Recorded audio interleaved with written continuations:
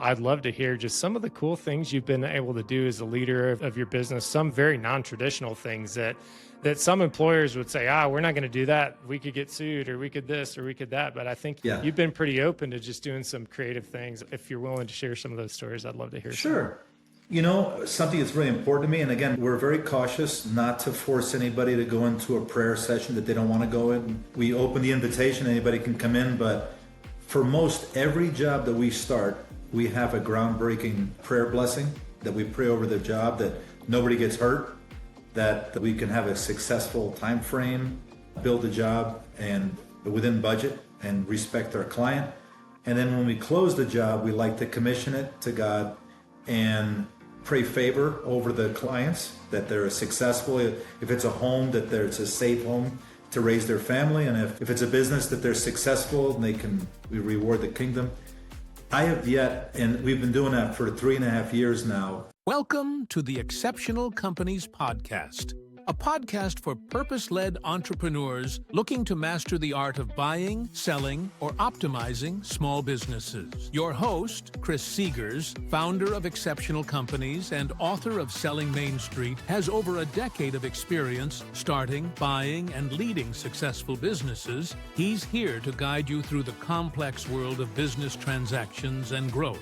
Each week, we dive deep with actionable insights, expert interviews, and real-world strategies to activate and equip you to live exceptionally and build exceptional businesses. Now, let's dive into today's episode. Here's your host, Chris Seegers.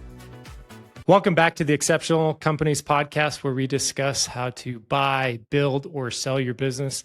I'm your host, Chris Seegers, and I'm joined by a really fun guest. Mike Casimiro has built a tremendous company here in Colorado. He focuses on residential, commercial, and raw land development. He's a massively generous guy, a kind human being, and I'm just super proud to know him. Welcome to the show, Mike. Hey, thanks, Chris. Thanks for having me. Yeah, man, I'm really excited to dig in. I've loved getting to know you and your wife and the mission with both of your businesses, and it's just such a fun story. I'd love to hear some of the stories of the impact you've had with your employees, but I'd love to back you up a bit and just have you share your story with the audience, how you got into business, why did you start Casco, and just some of that, and then we'll dig in from there. All right. I've been in construction for almost 40 years. Well, I've been managing companies for almost 40 years and been here in Colorado since '06, almost 20 years here.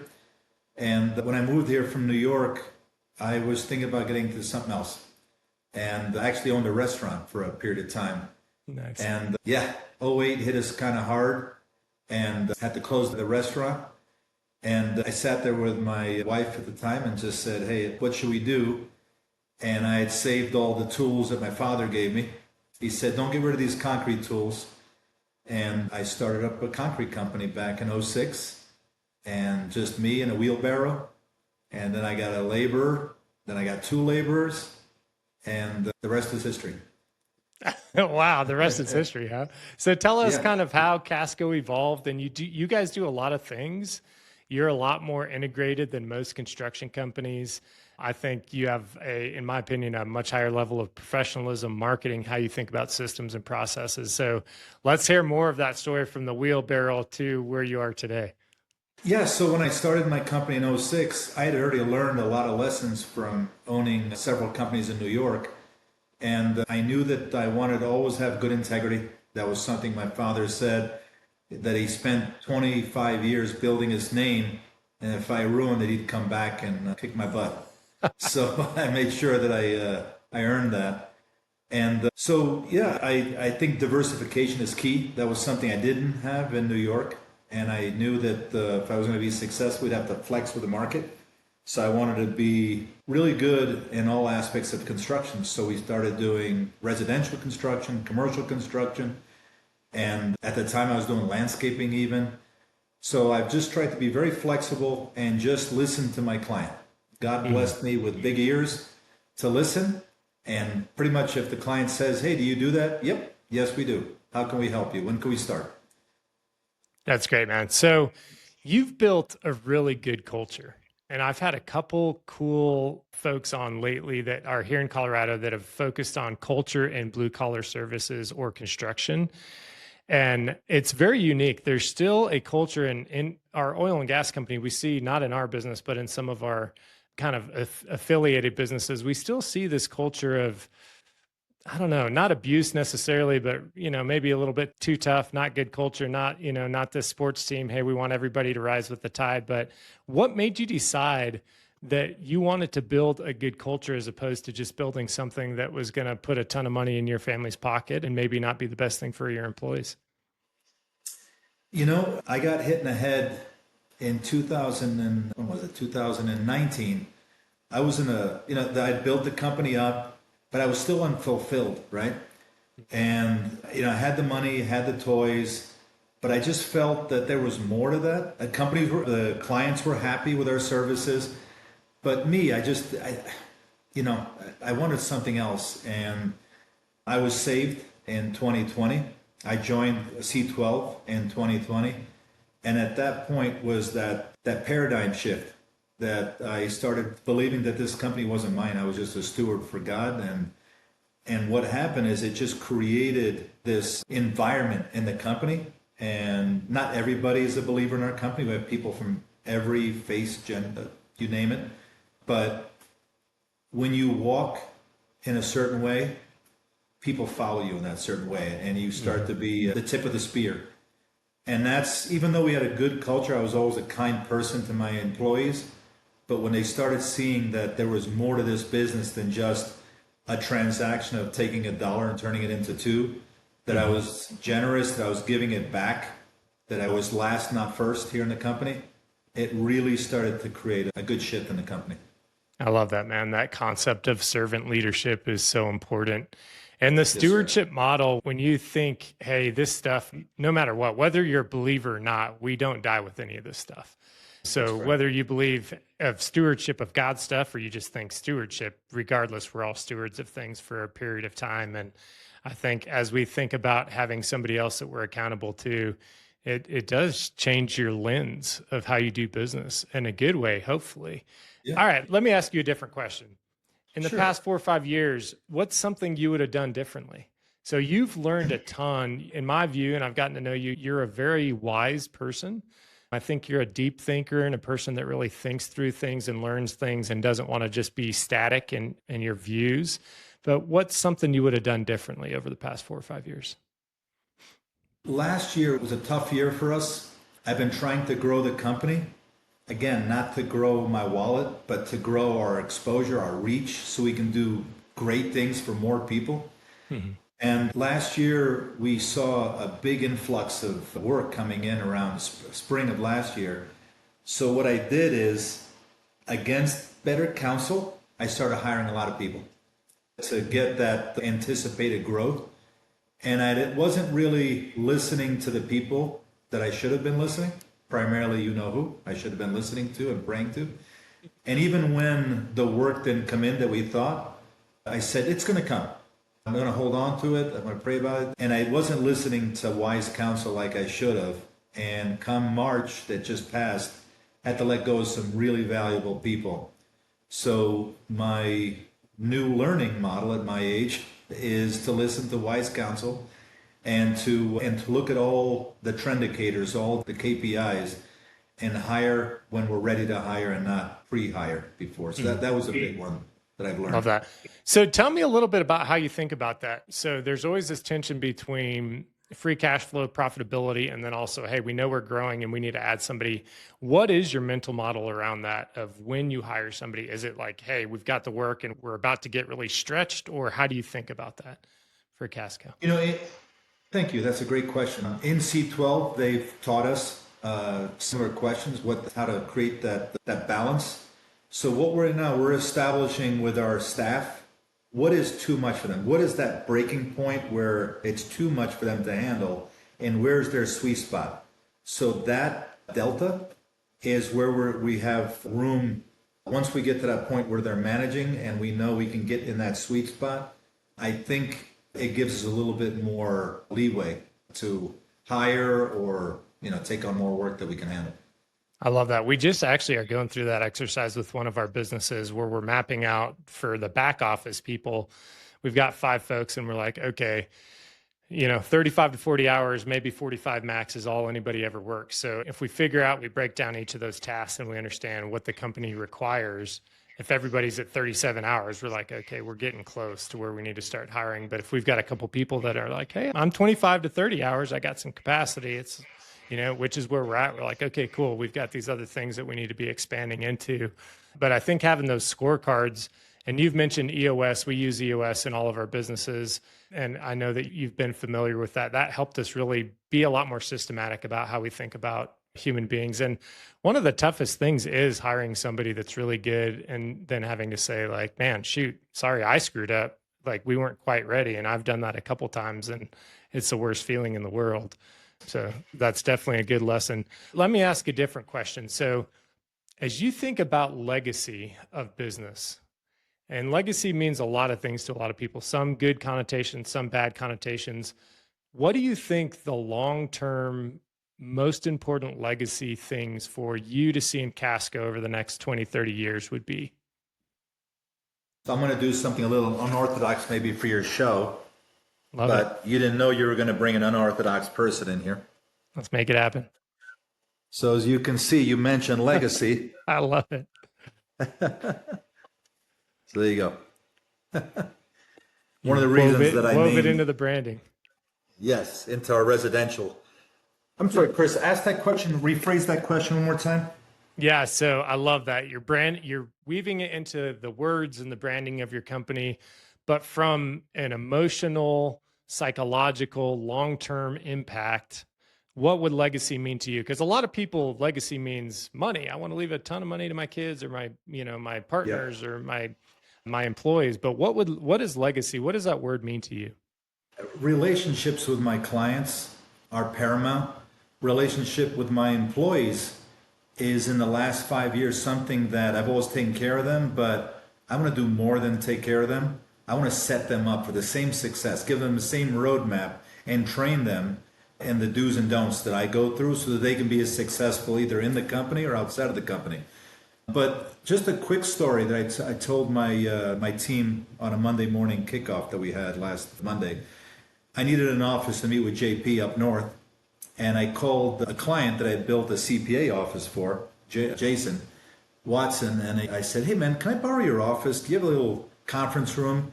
He goes, man, just use my office. Go in there, he gave me the door code. He goes, just go walk in there like you own the place. And I don't know that there's a lot of builders that can call a client after I built this building 6 years ago and still have their relationship where they can say that. Or a client the other day said, hey, I would love to have your wife come over and have Mary Ellen cook us dinner. I did their job 12 years ago. Wow. You know what I mean? So that type of legacy where we worked with a client, not all the times we had a great experience, but they knew that deep down we wanted to give them the best job and we respected the hard-earned dollar that they earned for us to do a job for them. And at the end, we break as much friends as we did when we started and keep doing that over and over. I can't think of a better legacy. I love that, man. And I'd like, if you're open to it, you've shared some really cool stories about things you've done with and for your employees. If any of them are shareable, I'd love to hear just some of the cool things you've been able to do as a leader of your business, some very non-traditional things that some employers would say, we're not going to do that. We could get sued or we could this or we could that. But I think you've been pretty open to just doing some creative things. If you're willing to share some of those stories, I'd love to hear. Sure. Something that's really important to me, and again, we're very cautious not to force anybody to go into a prayer session that they don't want to go in. We open the invitation, anybody can come in, but for most every job that we start, we have a groundbreaking prayer blessing that we pray over the job, that nobody gets hurt, that we can have a successful time frame, build the job and within budget and respect our client. And then when we close the job, we like to commission it to God and pray favor over the clients, that they're successful. If it's a home, that it's a safe home to raise their family. And if it's a business, that they're successful and we reward the kingdom. I have yet, and we've been doing that for 3.5 years now, and I have yet had a client say, hey, Don't feel good about that. I'm not a person of faith. We actually had an agnostic client say, man, I am so interested in wanting to know what you guys do. Is it okay if I just stand there? I don't want to be disrespectful. I'm like, no. And you know that person, his wife called me the other day and they've been going to church regularly. That's awesome, man. I love that. Yeah. And then just team building events with our clients. We work with Mount Carmel. I'm working with a ministry of men now that we're going to widows' homes or single moms and fixing a door, fixing any things that they have. And we try to do it as a team event, not just purchasing something, Yeah. I love that, man. We were just reading, what is true faith? What is true religion? Taking care of widows and orphans, right? At the base level. That's what Christ told us to do. I love that, man. So let me ask you a different question. Now, a lot of our listeners and viewers are young entrepreneurs, and you've had a lot of ups and downs. Construction is like oil and gas. It's great. It's terrible. It's great. It's terrible. And so it teaches you a lot of things. What are some top focus areas you would present to a young entrepreneur that comes and says, Mike, I want you to mentor me and I need to learn about business? What should I start? What are the things I should do and what are the things I shouldn't do? Stay home with mom and dad as long as you can. No, I'm only kidding. Ask for help. You're not out there alone. There are people that have done it and you'd be surprised. People want to help. So get yourselves in some type of a forum, a group, a C12 group, any place that you can get as much info as you can. That's key. It's, I'll just talk about my father again. He's since passed away about 20 years ago. But my father told me years ago when I was young, he said, I went on an estimate with him one time and I was just asking him, how come you're so friendly with your clients? I was probably 14 or 15 at the time. And he said, Mike, meet as many people as you can, look them in the eye, shake their hand, tell them your name twice, make sure they know your name, and just keep doing that over and over, and you'll be successful. And I still do that to this day.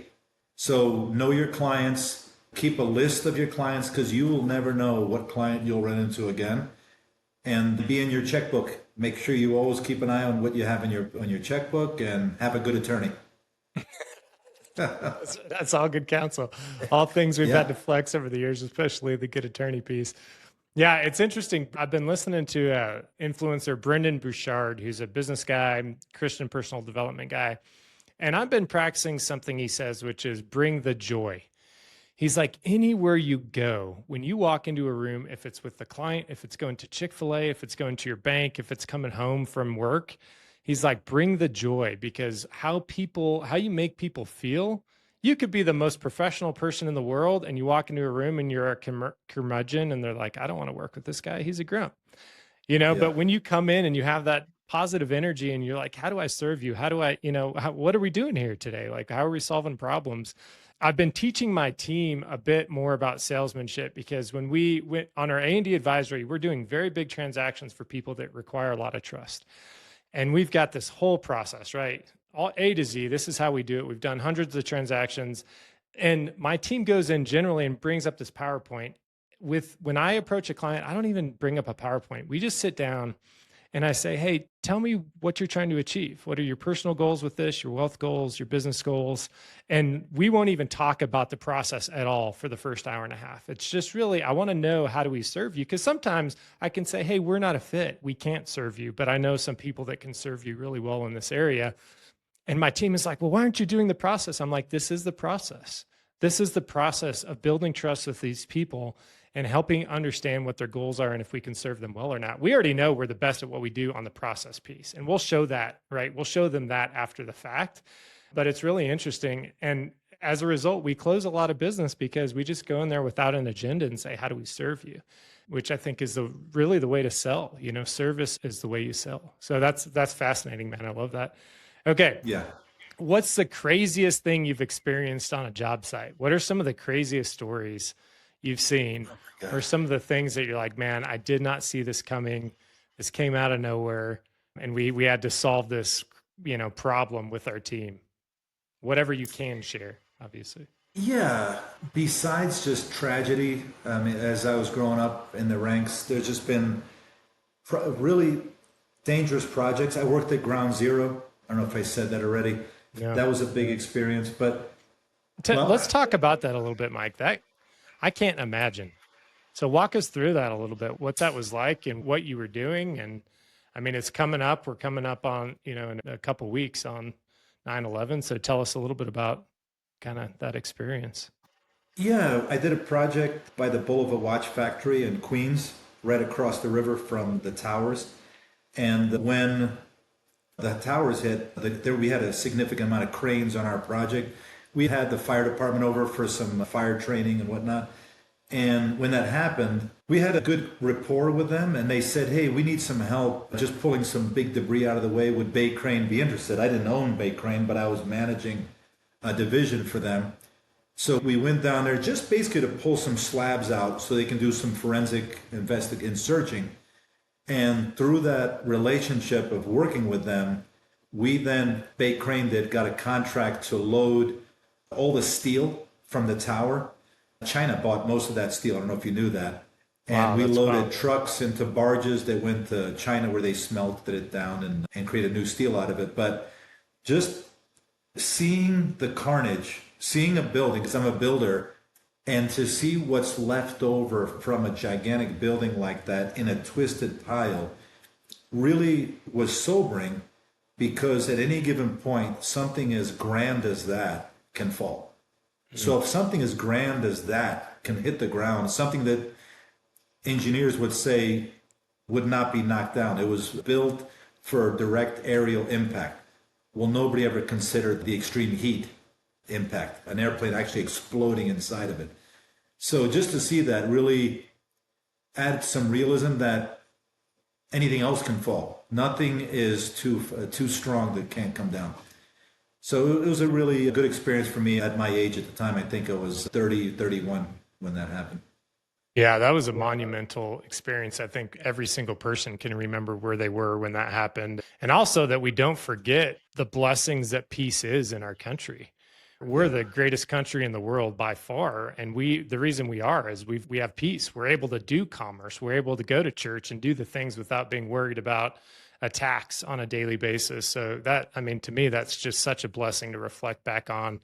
Man, that's great. All right, folks. So we want to take a quick minute to introduce our diamond sponsor, Chris Seegers with Exceptional Business Advisors. Do you want to tell us a little bit about your business, sir? Man, a question that we love to ask our potential clients is, do you know what your business is worth? And if you sold your business today, would it fulfill your personal and financial goals? If you're a successful business owner, but you don't know when or how to sell your business, and if you've ever wondered what each additional day in your business is actually costing you, we'd love to chat.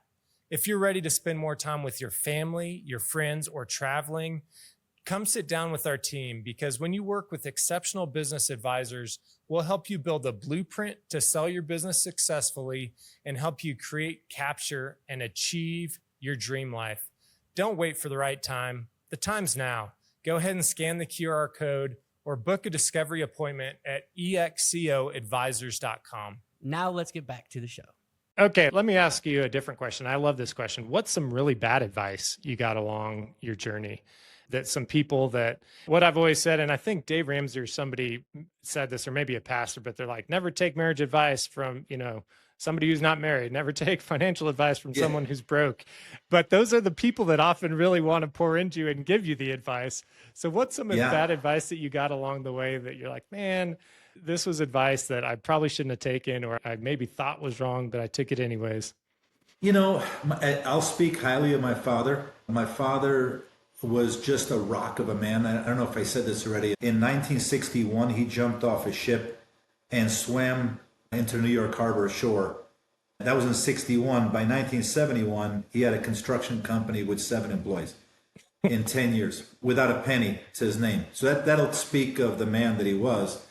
He gave me the grit and tenacity to say that anything is possible, but he was also survivor mentality. So he would teach, punch first before you get punched, steal first before they steal from you. Don't trust anybody. Keep your cards close against your chest. So I lived a good portion of my life in that way. And it wasn't really, I built success and I had a lot of people, but it wasn't fulfilling. It wasn't heart-giving to live that way. And so that was bad advice. And anybody out there, I would say, obviously learn who you can trust, but surround yourselves with wise counsel. Yeah, that's pretty much it. That's awesome. What allowed you to make that shift from that scarcity? Was it the faith, kind of reigniting your faith, or was it just having the counsel around you? Because I grew up in Mexico for 7 years, and so we grew up very, very poor, no running water, and just in a very weird situation for somebody who was born in the 80s. And so I've got a lot of that kind of baggage that I'm still like, oh, okay, we got to make sure we protect our money in this and maybe not trust God fully in some of the things. But how did you make some of that transition into the more generous, abundant Mike that you are today? So being very transparent and vulnerable with you, in 2020, I had gone through 2 marriages. I had children that were estranged to me, and I was not scaling. I was spinning plates. Those were my employees. I would spin them as long as I can come around and keep spinning them again. And it just wasn't sustainable. I was driving myself into the ground. Like I said, I was unfulfilled. I didn't have any esprit de vie, what's the jus de vie? Esprit de vie, whatever you want to call it. A joy of life. Yeah. Joie de vie. There you go. Yeah, and then in 2020, sitting there in church, I had my son who was sober 3 days next to me, and the pastor said, "Hey, we still got water in the pool. Why don't you come down?" And that day was the day that I decided I'm going to go on that path and trust somebody much bigger than me. And I'm telling you, it obviously life has challenges, and most of the challenges are created by me. And us, right? We are our own worst enemy, but that was that shift. Gotcha. I love it. Okay. So I asked this question, but I want to ask it a bit differently. So advice for an entrepreneur, but really focused on 2025, 2026. What are some of the things that you've seen that you're like, hey, this is a fundamental shift to business, to the marketplace, to the skills you'll need as a young person? For us, we're really testing education, and our kids are young, 9, 7, and 5. But what does education look like? Is college even going to be a thing? I'm not sure. But what are some of the things that for younger people, kids, grandkids, et cetera, you're like, hey guys, you need to really be paying attention to these things in 2025? AI is, I don't think people even realize, most people do, but some people don't realize what AI is. And AI is the future. It's bigger than any shift that we've had in the past, any .com or any of that. So definitely AI. I'm trying to learn at my age how to use it properly. Obviously, you got to make sure you align yourself with a legitimate AI platform. If you have a file cabinet in your office, you're doing something wrong. Mm-hmm. Get yourself on a legitimate cloud base. Try to get into as much of an efficient system software that you can. We use a project management platform to increase our efficiencies, and get yourself with a good network as well. You cannot do it by yourself. I just met with a competitor today, and you know him, actually, Kyle Cochran, who's on your show. Yeah, he's great. And we're trying to figure out how we can help each other. That's really good. Okay, so how do you think AI is going to shape the role of social interactions? And I'll give you an example. So we're the same way. We've fully embraced AI as a tool, right? I always say, hey, it's an axe. It'll chop a tree or it'll cut your leg off, right? However you use it. It's a tool.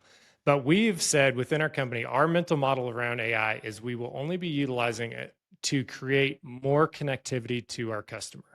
So we will never use it as a way to block our customer or prevent them from communicating. We want to get our time back so we can actually sit down with more people face to face. But how do you see it in the interaction in the construction world and the utility of AI, as well as, hey, we do need to maintain face to face, visible relationships? How do you see that? Yeah, right now we're just using it to create templates, to create documents, we're asking our employees to utilize it, to write proper emails, because it levels the playing field. If everybody's using the same, we're all speaking the same, having our similar templates, but no way, shape, or form, like you said, Chris, is it going to replace communicating with our client. It's just a tool for us to be a little bit more efficient, be more synergetic with each other. Best base good. I love it. So do you think your advice that your dad gave you, shake a hand, look in the eye, say your name twice, is as important or more important to somebody coming into 2025 as when you were a young man? 100%. There's nothing wrong with having a social media platform that, again, is legitimate, that's moral, and has high integrity. It creates that catalyst. I mean, I'm talking to people on LinkedIn across the nation, across the world. So it's cool that we have that good interaction. But meeting with somebody, shaking their hand, being vulnerable, letting them be vulnerable with you, that's For something sure. that needs to come back 100%. Yeah, I love that. And I think with COVID, people are trying to understand how to build community again. And there's a lot of folks that forgot really how to do that. A lot of our neighborhoods are fragmented where we don't see each other around our neighborhood. And, you know, a lot of folks aren't going to church or these other areas that we can really build deep relationships and community. And so we've been teaching our kids the same thing, like, hey, we're going to build deep, authentic relationships. We're not a family that plays video games. We rarely watch TV. We're going to be outside building relationships with other people. And our kids, they have normal kid struggles, but they don't have a lot of the struggles that I see some other peers that aren't focused on that connectivity. I think God created us to live in community together. And we've put some things in the middle that maybe aren't as healthy that we've been trying to repeal, at least in our social circle. Man, I'm loving this conversation. We usually wrap up around this time, but I've got a couple questions I want to end with. Okay. Number one, where can people find you? Because I always forget to ask this. Where can people find you and interact with you professionally? Is it LinkedIn? Is it your email, your website? Where should people find you? You know, LinkedIn is a great place to reach out to me. If you want to know a little bit more about my company, I got great people. You know, I'm a good person too, but I have an amazing, if you like me, you'll like my team a lot better. They're younger, they're more interesting. So www.cascocc.com, 719-380-1140. You'll probably get Jennifer on the phone. She's our hummingbird here. We got amazing people. Reach out to us. I love it. Okay, so two final questions. The first is a tool, a book, a podcast, a mental model that you've learned over the past 6 months that you're just like, this has changed my life. And I want to share this with our listeners. And then the second is just a final bit of wisdom you'd like to leave people. Usually I say something encouraging. What's something we could leave our listeners with that would really encourage them? But let's start with something that has been a tool or a book or resource that's really impacted you. Yeah, again, transparently, I have to get better at reading books. I don't read as many books as I should be reading. And I love the podcast. I'll be watching your podcast more avidly. As an entrepreneur, C12 has been pivotal in Can you explain C12 a little bit, Mike? Sure. It's a Christian CEO group. There are other CEO groups out there, Vistage and of the like. C12 has shaped me. It took a 54-year-old man with a lot of set habits, and it taught me to just learn how to truly be a CEO and a true leader and a better husband, a better father. So that's been pivotal for me, if anything. I love it. And do you think that's the content or the group of the people and the quality of the people in the room, or a combination? Great question. Both. It's a combination of both. The people that I've met there are just amazing, amazing people from all walks. I mean, I meet people in the medical fields, in the legal fields, counselors, you name it. And we all have the same struggles, which is awesome. Makes you feel better. Yeah, that's right. Exactly. Yeah. Misery breeds company. Okay. So we've, once again, going back to that concept of bring the joy. So just interacting with people all across the community, I feel like there's a general pessimism about our country, about the ability to make enough money to survive and to thrive. And I'm the opposite. I just see so much opportunity and have really been focused on encouraging, if it's a barista, if it's a guy that's working on my truck, whoever, right? Somebody at church. I just want to always say, hey, here's a word of encouragement. Here are some really great areas that I would encourage you to check out. What's something, wisdom or encouragement, that you'd love to share with our audience as a final closing remark? You know, something happened. I just remembered. I was up at a restaurant and I went outside to take a phone call, and there was a dishwasher outside just, sitting down, and I could see that he had the weight of the world on him. He was on break. They had finished the rush, and I finished my call, and I just had a I just had a feeling I had to do something for this guy. I had a couple of $100 in my pocket, and I gave it to him. And I spoke Spanish, so he spoke to me, and he said, "You don't even understand what that means to me to do that." There are a lot of people out there in need, and it's so easy for us to forget that in our busyness of life. Slow down. Slow down. Life is a joy. I mean, there's so many things around us. If you really sit there and think in whatever area, whatever journey you're going in or going through, there is somebody that is going through a lot worse a journey than you. We're blessed. So we have to remind ourselves, and here I'm saying that, and I have to constantly punch myself in the head to remember that I'm blessed. And why am I worrying about this? Because at the end of the day, the problem will pass, and I'll have another 3 or 4 next week.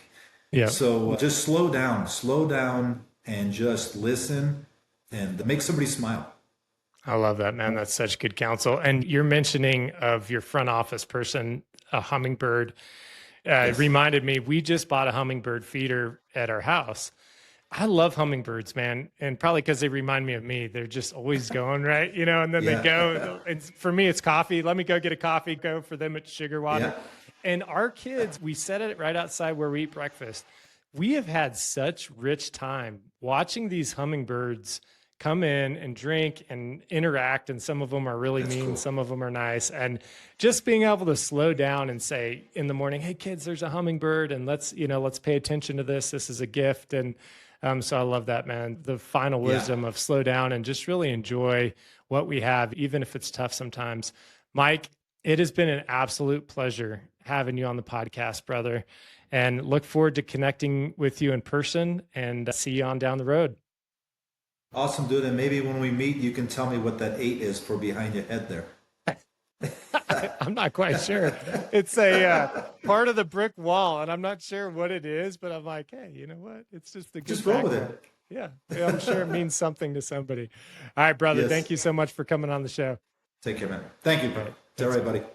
Thanks for joining us this week on the Exceptional Companies Podcast. Make sure to subscribe to the show on iTunes, Spotify, YouTube, or via RSS so you'll never miss a show. While you're at it, if you found value in this show, we'd appreciate a rating on iTunes. Or if you'd simply tell a friend about the show, that would help us out too. If you liked this show, please reach out through our website, www.excoadvisors.com, for free tools to order a copy of Selling Main Street, or to sign up for our free webinar on how to sell your Main Street business.